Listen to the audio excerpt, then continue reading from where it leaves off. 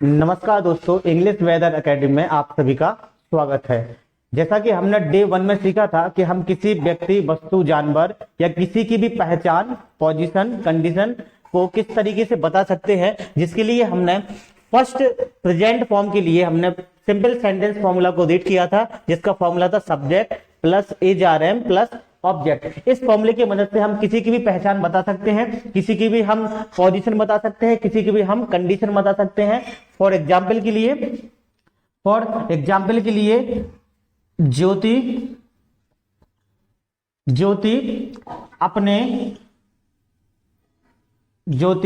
अपने कमरे में है। दूसरा सेंटेंस हम ले सकते हैं, आप ईमानदार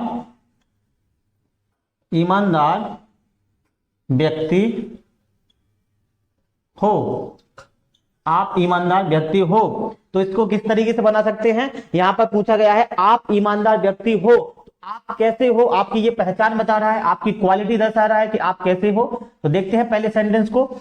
ज्योति अपने कमरे में है, तो कौन है अपने कमरे में? ज्योति है। तो ज्योति यहां पर क्या हो गया? सब्जेक्ट हो गया। तो बनाते हैं ज्योति। अब ज्योति यहां पर सिंगुलर वर्ड है, सिंगुलर नंबर है, इसलिए सिंगुलर के साथ इज आता है, प्लूरल के साथ आर आता है, और एम हमेशा आई के साथ आता है, इसलिए ज्योति के साथ क्या आएगा? इज। Jyoti is. अब उसके बाद ऑब्जेक्ट। ऑब्जेक्ट में क्या है? अपने कमरे में है। कहां पर है? अपने कमरे में है, तो बोलेंगे ज्योति इज इन यानी मैं अपने कमरे में। तो सब्जेक्ट का पॉजिटिव होता है हर, तो मानेंगे सी, तो सी का होगा हर। इन हर हाउस या होम, सॉरी कमरे में है तो रूम बोलेंगे, in her room. Jyoti is in her room. Second देखते हैं, आप ईमानदार व्यक्ति हो, तो पहचान क्या बता रहे हैं, यानी क्वालिटी क्या बता रहे हैं? ईमानदार हो। तो आपको क्या बोलते हैं? यू एक प्लूरल है, इसलिए हम क्या लगाएंगे? आर लगाएंगे, यू आर। अब यहां पर क्या दर्शा रहे हैं? ईमानदार व्यक्ति। अब देखिए दोस्तों, एक फॉर्मूला बताते हैं, उस फॉर्मूले में हम एक ट्रिक देखते हैं। ट्रिक के माध्यम से हम यहां पर और भी सेंटेंस बना सकते हैं। पहले इसको बना लेते हैं, यू आर। अब क्या है? ईमानदार व्यक्ति है, यहां पर उसकी क्वालिटी बता रहे हैं कि वो कैसा है, ईमानदार। क्या लिखेंगे? You are an honest person. अब देखिए दोस्तों, यहां पे एन का यूज किया गया है, मैंने तो यहां पे एक भी नहीं लिखा है। तो मैंने पहले ही बताया था कि बिना आर्टिकल के नाउन नहीं आता है। ऑनेस्ट एक यहां पर ऑनेस्ट पर्सन, ये यहां पर नाउन का रोल अदा कर रहे हैं, इसलिए ये अकेले नहीं आएंगे, इसके साथ हमेशा आर्टिकल का उपयोग जरूर होगा अगर वो सिंगुलर है। तो हमने देखा कि you are an honest person, आप एक ईमानदार व्यक्ति हो। तो ये तो हो गया सिंपल बताने के लिए कि आप एक ईमानदार व्यक्ति हो। आपकी जगह सब्जेक्ट हम यहां पे चेंज कर सकते हैं। मुझे बताना है कि मैं ईमानदार व्यक्ति हूं, तो आई के साथ क्या लग जाएगा? एम। और बाकी सेंटेंस सेम रहेगा, I am N honest person. मैंने कहा कि राजू एक ऑनेस्ट पर्सन है, तो Raju is an honest person. मैंने कहा कि आपके पापा एक ईमानदार व्यक्ति हैं, तो your father is an honest person. यानी कि सब्जेक्ट हम कुछ भी ले सकते हैं, फॉर्मूला हमारा यही रहेगा। ये सिंपल सेंटेंस के लिए है। अब देखते हैं कि नेगेटिव फॉर्मूला को बनाने के लिए हम किस तरीके से फॉर्मूले में चेंज करते हैं। तो नेगेटिव फॉर्मूला बनाने के लिए, नेगेटिव का मतलब होता है नहीं। जब हमें यह बताना हो कि किसी की पहचान या कंडीशन या क्वालिटी में नहीं लगाना हो, तो वहां पर आप नेगेटिव फॉर्मूला का यूज करते हैं। तो देखते हैं इसमें क्या होगा। इसमें आपका सब्जेक्ट सेम रहेगा, plus helping verb is are am रहेगी, इज आर एम, प्लस सिर्फ आपको नॉट लगा देना है। क्या लगाना है दोस्तों? नॉट लगाना है, और बाकी कुछ नहीं करना है। नेगेटिव सेंटेंस का मतलब ही होता है नॉट लगाना, और नॉट यहां कभी अकेला नहीं आता है, इसके साथ हमेशा हेल्पिंग वर्ब जरूर आएगी। तो यहां पर हेल्पिंग वर्ब पहले से दी गई है, इज आर एम, इसलिए नॉट यहां पर हमने अकेला लगाया है। Is are am plus not plus object same रहेगा, बिल्कुल सेम रहेगा। जैसे एग्जाम्पल के लिए मैंने कहा कि वह एक तालाब है, वह एक तालाब है।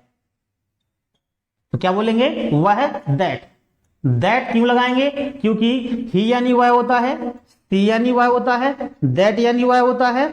तो ही लगाते हैं मेल के लिए, सी लगाते हैं फीमेल के लिए यानी कि लिविंग थिंग्स के लिए, और दैट लगाते हैं अपन नॉन लिविंग्स के लिए, या फिर कोई कंफ्यूजन की अवस्था आए वहां पे भी अपन दैट का यूज कर सकते हैं। तो यहां पर तालाब क्या है, नॉन लिविंग है, तो दैट यहां पर क्या है, सिंगुलर है। एक चीज यहां पर लगाना भूल गए अपन, वह एक तालाब नहीं है, क्योंकि हम नेगेटिव बना रहे हैं। क्या बना रहे हैं दोस्तों, नेगेटिव बना रहे हैं, तो नहीं लगाना जरूरी है।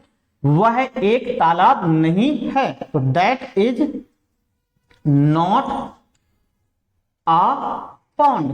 पॉन्ड मीन्स तालाब, that is not a pond, वह एक तालाब नहीं है। This is not a blackboard, this is a whiteboard, यह ब्लैक बोर्ड नहीं है, यह एक व्हाइट बोर्ड है। यानी किसी की सेंटेंस में हमको नॉट लगाना है, तो नॉट का सिर्फ सिंपली सा रूल होता है कि एजआरएम के बाद हमें क्या लगा देना है, नॉट लगा देना है। और इसी फॉर्मूले से आप हजारों सेंटेंस बना सकते हैं। एग्जाम्पल के लिए और देखते हैं, मैंने कहा कि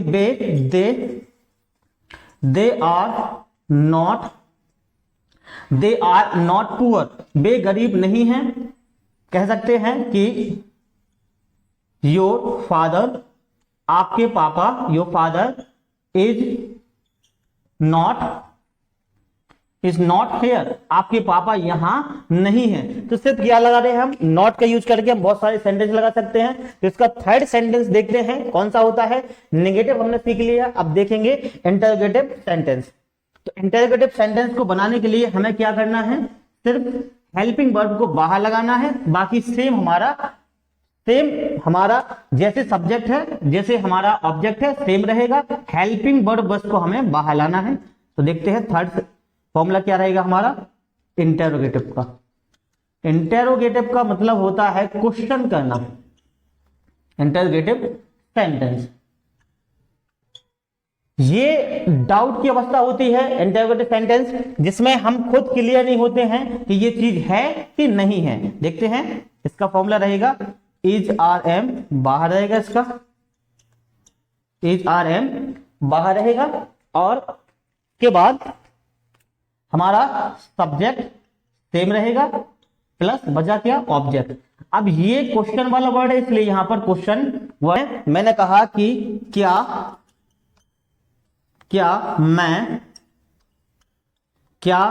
मैं बीमार हूं। तो यहां मैं अपने आप से एक डाउट बता रहा हूं कि क्या मैं बीमार हूं, मुझे खुद पता नहीं है कि हूं कि नहीं हूं। तो ये सेंटेंस क्या बताते हैं, डाउट बताते हैं। तो देखते हैं क्या के लिए क्या आएगा, helping verb is are am में से कोई ना कोई आएगा।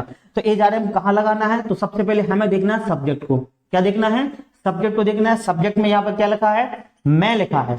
मैं को क्या बोलते हैं इंग्लिश में, आई बोलते हैं, और आई के साथ हमेशा एम आता है, तो ऑब्वियसली एम आएगा। एम सब्जेक्ट आई, एम आई। अब उसके बाद क्या बचा है, ऑब्जेक्ट। ऑब्जेक्ट में क्या है, आपकी कंडीशन दर्शा रहा है कि मैं कैसा हूं, बीमार हूं, तो यहां लिखेंगे इल या सिक। क्लियर, इल यानी भी बीमार होता है, सिक यानी भी बीमार होता है, दोनों में से इतना डिफरेंस होता है। जब आप चलते फिरते हैं और आपकी तबीयत थोड़ी गड़बड़ होती है तो वहां पे आप सिक लगाते हैं, और जब आप बहुत ज्यादा बीमार हो जाते हैं, यानी कि आप चल नहीं पा रहे हैं, आपने बिस्तर पकड़ लिया है, there you can use ill. Okay, एक और देखते हैं एग्जांपल। मैंने कहा कि क्या रानी कक्षा 4 में है। क्या लिखेंगे, क्या रानी कक्षा 4 में है। तो यहां पर भी मैं एक प्रश्न पूछ रहा हूं जो डाउट वाला है, क्या रानी कक्षा 4 में है।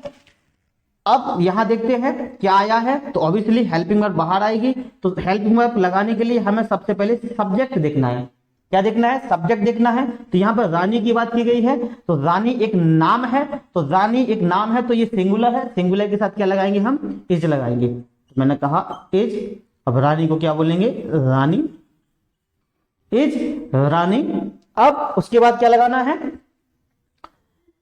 अब देखिए दोस्तों, यहां पर एक ट्रिक बताते हैं आपको, जो ट्रिक बहुत ही महत्वपूर्ण रहेगी। वो ट्रिक इस तरीके से है कि अगर मैं इस क्या को हटा दूं, अगर मैं इस क्या को हटाऊं तो उसके बाद क्या आएगा आपका आएगा यहां पर, मैं देख लेता हूं, रानी को मैंने माना फर्स्ट, को मानो आप सेकंड, को मानो आप थर्ड, को मानो आप फोर्थ।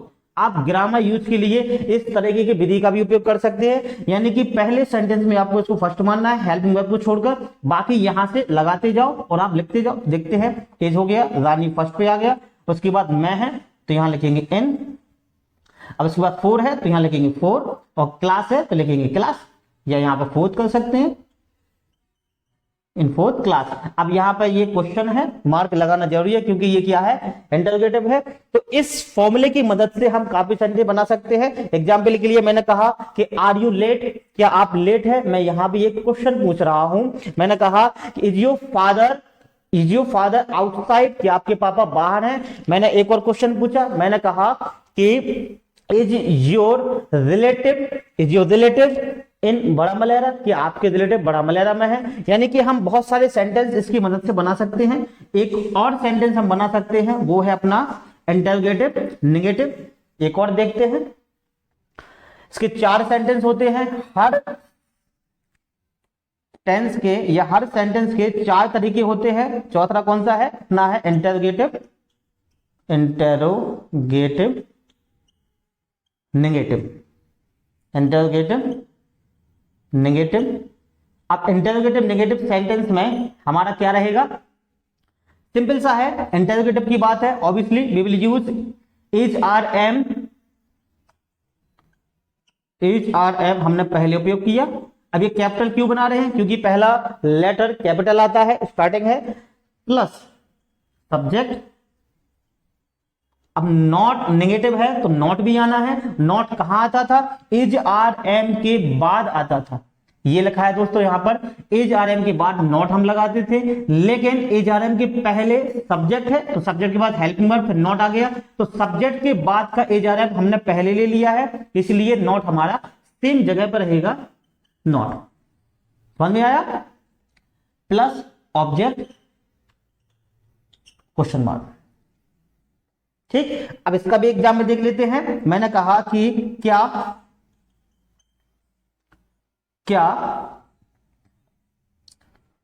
एक एग्जाम नाम ले लेते हैं, किसी फल का नाम ले लेते हैं। मैंने कहा कि क्या बेल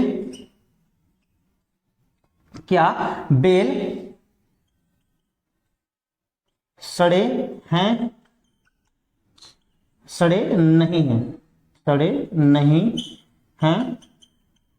देखते हैं, मैं यहां पर क्या बता रहा हूं, उसकी कंडीशन बता रहा हूं, उसकी क्वालिटी बता रहा हूं कि क्या है, सड़े नहीं है।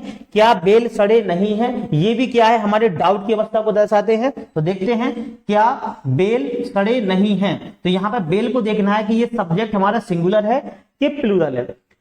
देखते हैं, बेल में लिखा होगा यहां पर, बेल सिंगुलर है या प्लूरल है, इसका पता लगेगा हिंदी के लास्ट वाले अक्षर से। देखते हैं कैसे लगेगा। यहां पे लिखा है ना कि, यहां लिखा है हैं ना कि है। अगर ऐसा लिखा होता कि क्या बेल सड़ा नहीं है तो ये सिंगुलर हो जाता, लेकिन यहां लिखा हुआ सड़े नहीं है, यानी बहुत सारे बेल की बात चल रही है, तो ये ऑब्वियसली पहले से ही प्लूरल हो गया है, तो इसमें हम लगाएंगे क्या, आर।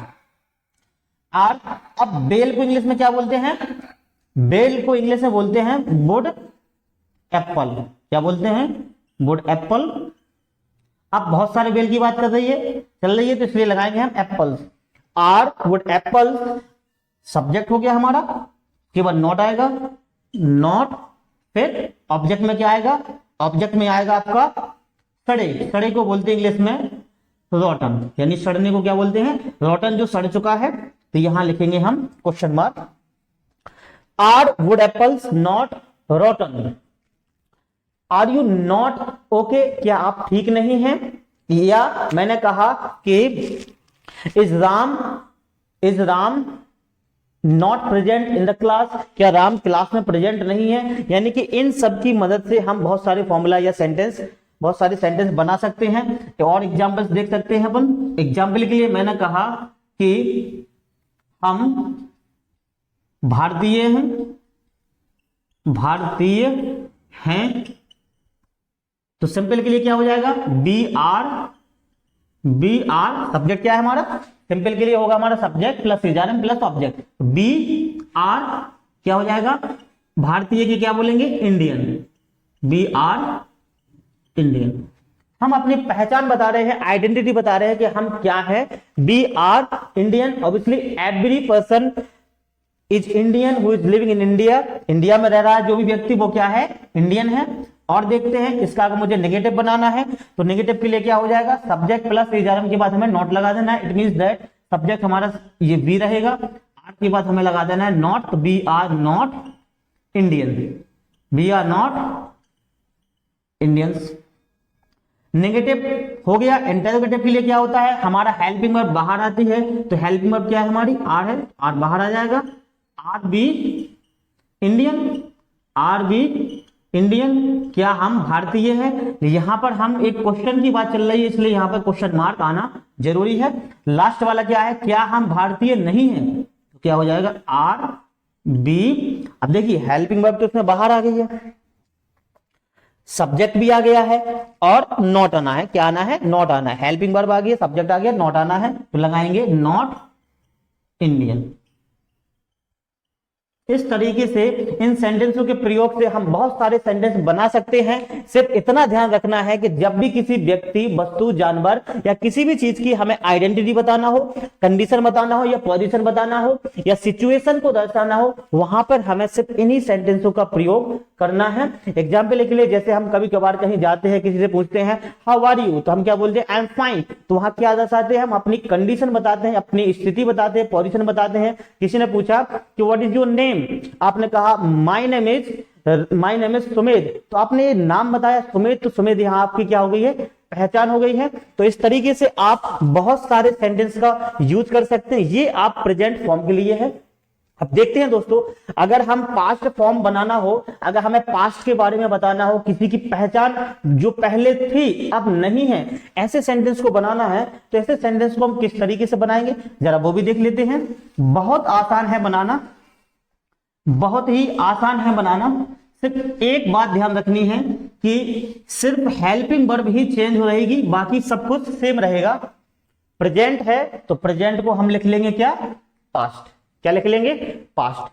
पास्ट मीन्स क्या होता है, जब किसी भी व्यक्ति, वस्तु या किसी भी थिंग्स की हमें पहचान बतानी हो कि वो पहले ऐसा था, उसकी आइडेंटिटी पहले ऐसी थी लेकिन अब नहीं है, या पहले आइडेंटिटी नहीं थी अब है, तो ऐसे सेंटेंस में हम पास्ट का यूज करते हैं। अब पास्ट के लिए क्या हो जाएगा, सिंपल सेंटेंस।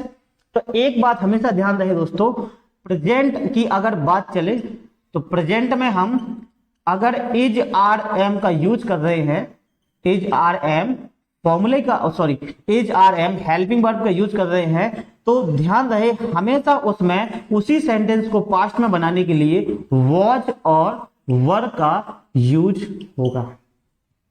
इसके प्रोनाउंसिएशन को ध्यान दें, ये वॉच लिखा है ना कि बाज लिखा है, ये वर लिखा है ना कि वेयर लिखा है। Most of the people call it wear, that is wrong, and most of also speak it was, but this is watch।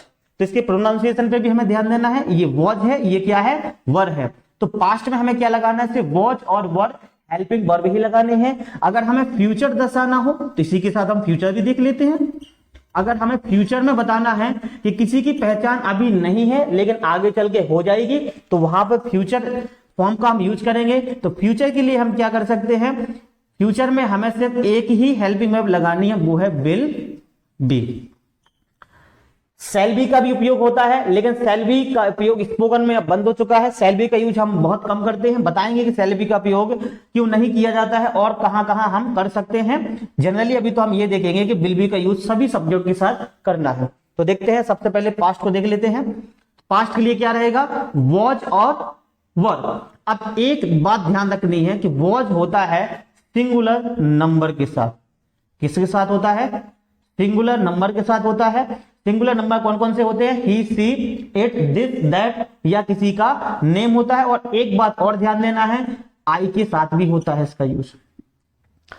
आई के साथ भी हम वॉच का यूज करते हैं, यानी कि जब भी सब्जेक्ट में आई रहेगा आपको वॉच लगाना है, और वर का यूज करेंगे हम, बाकी जो बचा है हमारा प्लूरल। प्लूरल के साथ हम क्या यूज करेंगे, वर का यूज करेंगे। बस देखते हैं, तो बहुत ही आसान है तो बनाना। तो सिंपल सेंटेंस का फॉर्मूला हमारा किस तरीके से रहेगा, सिंपल सेंटेंस का हमारा फॉर्मूला रहेगा, पहले हम क्या लिखते हैं, सब्जेक्ट लिखते हैं। तो सब्जेक्ट मैंने लिख दिया, उसके बाद क्या आ गया, हेल्पिंग वर्ब। हेल्पिंग वर्ब हमारी क्या है, वॉच वर, वॉच वर प्लस ऑब्जेक्ट। अब देखिए दोस्तों, यहां पर वही फॉर्मूला है, बिल्कुल वही सेम फॉर्मूला, बस हमने क्या किया है, हमने यहां पर इजरन की जगह पर वॉच वर का यूज किया है। अब देखते हैं किस तरीके से यूज करेंगे। मैंने कहा एग्जाम्पल के लिए, मैंने कहा कि लोमड़ी लोमड़ी चालाक थी, यानी कि मैं लोमड़ी की क्या बता रहा हूं, लोमड़ी की आइडेंटिटी बता रहा हूं, या लोमड़ी के बारे में बता रहा हूं कि वो कैसी थी, लोमड़ी चालाक थी। देखते हैं लोमड़ी क्या है, यहां पर एक सब्जेक्ट है, तो लिखेंगे फॉक्स, क्या लिखेंगे, वॉच, सिंगुलर है, एक ही नाम है, फॉक्स वॉच। चालाक को क्या बोलेंगे, क्लेवर या कनिंग, तो लिख दिया मैंने क्लेवर। लोमड़ी चालाक थी, लोमड़ी चालाक थी। मैंने कहा आप चालाक हो, तो क्या बोलेंगे, आप चालाक हो, तो यू क्या है, प्लूरल हो गया, यू के साथ क्या लगेगा, वर, यू वर क्लेवर, आप चालाक थे। यहां पर आपकी क्वालिटी दर्शा रहे हैं। यू, मैंने कहा कि मैं चालाक था, तो हो जाएगा आई वॉज क्लेवर। मैंने कहा कि नहीं, किसी का नाम ले लेते हैं, मैंने कहा कि शांति चालाक थी, तो मैंने कहा शांति वॉज क्लेवर। बहुत ही आसान है बनाना, बहुत ही आसान है, ये कोई कठिन वाली बात नहीं है, ये सिंपल का हो गया है। सिर्फ हमें क्या करना है, वॉज वर्ड लगाना है, और इसके बाद हमें कुछ नहीं करना है। तो देखते हैं नेगेटिव के लिए क्या होगा। नेगेटिव की अगर हम फॉर्मूले की बात करें तो सेम रहेगा जैसा हमने प्रेजेंट में सीखा था। तो नेगेटिव में क्या रहेगा, हमारा वॉज वर्ड के बाद क्या लग जाएगा, नॉट लग जाएगा, क्योंकि वॉज वर्ड हमारी हेल्पिंग में पहले से दी गई है, और आपको क्या लगाना है, ऑब्जेक्ट लगाना है। मैंने कहा लोमड़ी चालाक नहीं थी, यहां पर नहीं लगा, तो नहीं थी, तो क्या हो जाएगा, फॉक्स वाज, यहां नॉट आ जाएगा।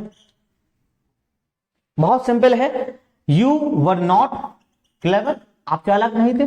मैंने कहा कि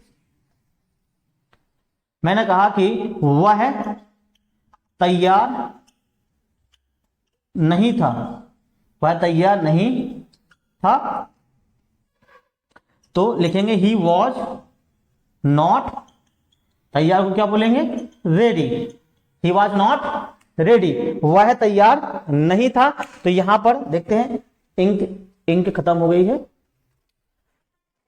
वह तैयार नहीं था, तो ये हो गया। अब नेगेटिव हो गया है, थर्ड क्या देखेंगे, इंटरोगेटिव देखेंगे। तो इंटरोगेटिव के लिए हमें क्या होगा, जैसे हम इंटरोगेटिव बनाएंगे, इंटरोगेटिव मैंने फॉर्मूला बनाया, तो ये हो जाएगा थर्ड नंबर का। अब ये थर्ड नंबर का हो जाएगा, तो हमारा फॉर्मूला चेंज हो जाएगा थोड़ा सा, बस वही रहेगा, लेकिन बाहर आ जाएगी हमारी हेल्पिंग वर्ब वॉज और वर्ब बाहर आ जाएगा। सब्जेक्ट हमारा यही रहेगा, ऑब्जेक्ट हमारा सेम रहेगा, और क्वेश्चन मार्क हमारा सेम रहेगा। इसमें हम क्वेश्चन कर रहे हैं कि आपकी पहले पहचान कैसी थी, किस तरीके से आप थे। आपने कहा कि एग्जाम्पल के लिए आपने कहा कि वॉज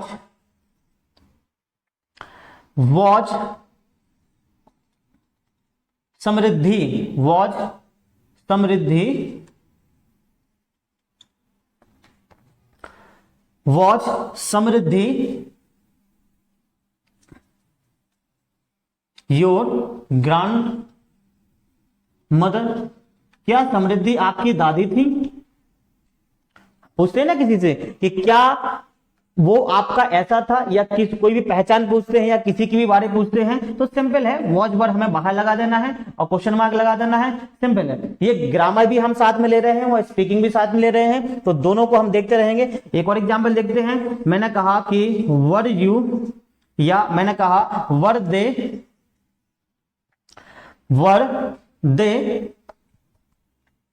योर रिलेटिव्स, क्या वे आपके रिश्तेदार थे। तो यहां पर मैंने भी क्वेश्चन किया वर दे योर रिलेटिव्स, आपके रिश्तेदार, यानी कि योर यानी होता आपका, योर रिलेटिव्स, क्या वे आपके रिश्तेदार थे।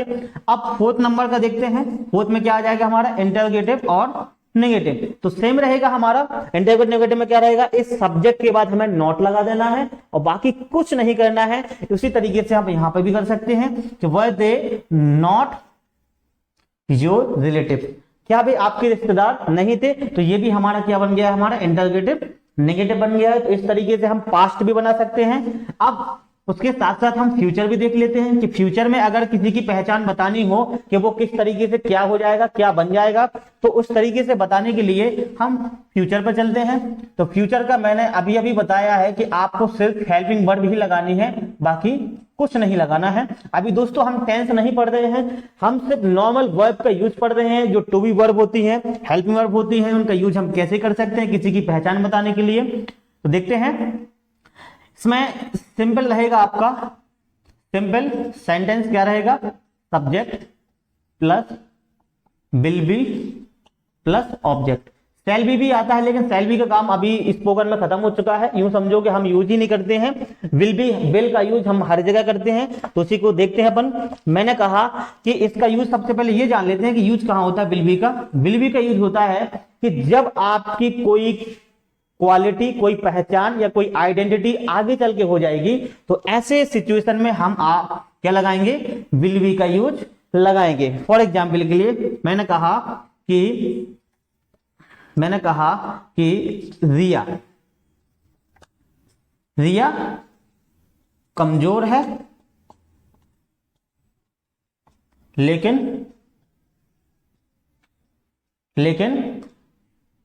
वह बहुत जल्दी ठीक हो जाएगी, वह बहुत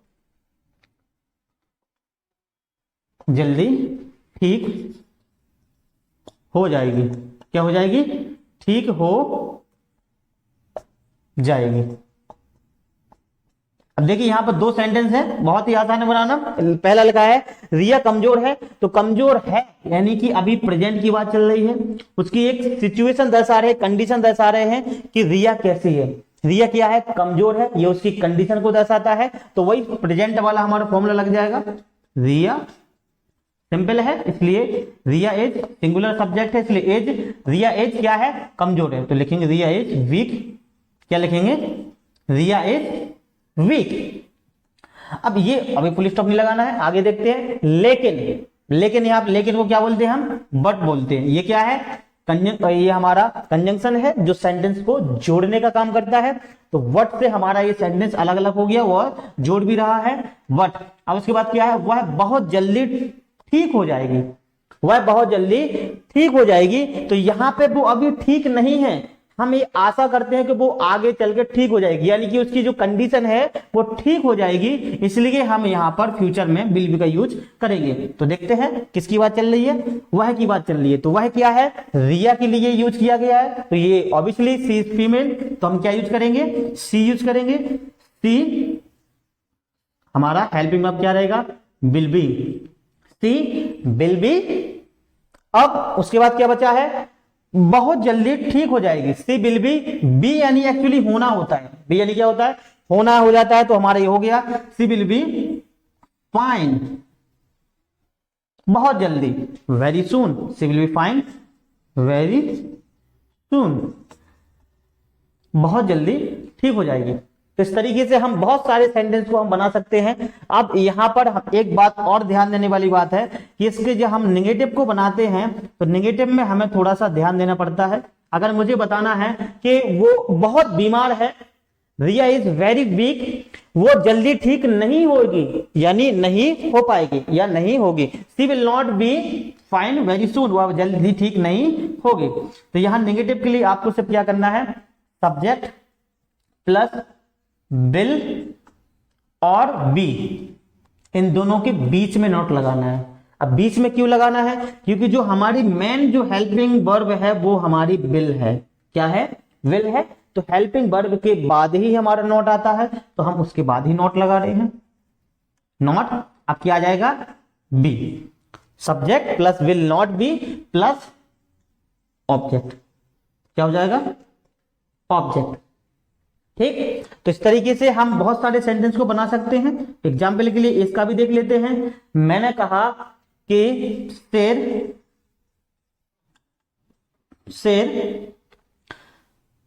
खतरनाक नहीं होगा शेर खतरनाक नहीं होगा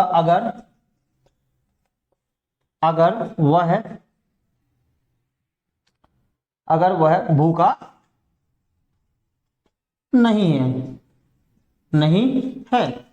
शेर खतरनाक नहीं होगा अगर वह भूखा नहीं। ऑब्वियसली जब शेर खाना खा लेता है तो वैसे ही किसी पर वार नहीं करता है। तो देखते हैं इसमें भी दो सेंटेंस का यूज किया गया है। यहां पर अगर का यूज करके हमने दो सेंटेंस को जोड़ा है। तो देखते बनाते हैं तो क्या हो जाएगा, शेर खतरनाक नहीं होगा। तो लिखेंगे लॉयन, सब्जेक्ट हो जाएगा लॉयन विल नॉट बी, शेर नहीं होगा, यहां तक तो हो गया है। Lion will not be dangerous, lion will not be dangerous, यहां तक हो गया है कि शेर खतरनाक नहीं होगा। अगर के लिए क्या हो जाएगा इफ यानी अगर या यदि, वह भूखा नहीं होगा। तो यहां शेर के लिए वह का यूज किया गया है। तो यहां पे क्या लगाएंगे अपन, ही लगा सकते हैं। तो हमने लगाया इफ ही इज नॉट क्या भूखा। अब भूखा के लिए हमने लगाया ही इज नॉट फैमिस्ट, मतलब होता बहुत भूखा या भूखा होना। तो ही इज नॉट फैमिस्ट या ही इज नॉट हंग्री। अगर वो भूखा नहीं होगा तो वो क्या है, वो खतरनाक नहीं होगा। तो इस तरीके से हम बहुत सारे सेंटेंस को बना सकते हैं। और भी हम एग्जाम्पल के लिए हम कह सकते हैं कि you will be a doctor, आप एक डॉक्टर बन जाओगे या डॉक्टर की आपकी पहचान हो जाएगी। तो वहां पे भी आप विल बी का यूज कर सकते हैं। जैसे मैंने कहा कि we will be on time, हम समय पर आ जाएंगे। तो यहां पर भी हम क्या यूज कर सकते हैं, विल बी का यूज कर सकते हैं, जो आपकी पहचान बना देगा आगे चल के। वहां पे हम विल बी का यूज करते हैं। तो इंटरोगेटिव देख लेते हैं इसका। इंटरोगेटिव क्या होगा, हमने सिंपल सीख लिया, नेगेटिव सीख लिया। अब थर्ड नंबर का इंटरोगेटिव देखते हैं। तो इंटरोगेटिव सेंटेंस के लिए हमें सिर्फ मेन हेल्पिंग वर्ब को ही बाहर निकालना है। ध्यान रहे मेन हेल्पिंग वर्ब हमारी यही है। तो हमने निकाला, विल को बाहर निकाल दिया, plus subject plus be plus object और क्वेश्चन मार्क जरूरी है क्योंकि ये इंटरोगेटिव है। देखते हैं, मैंने कहा विल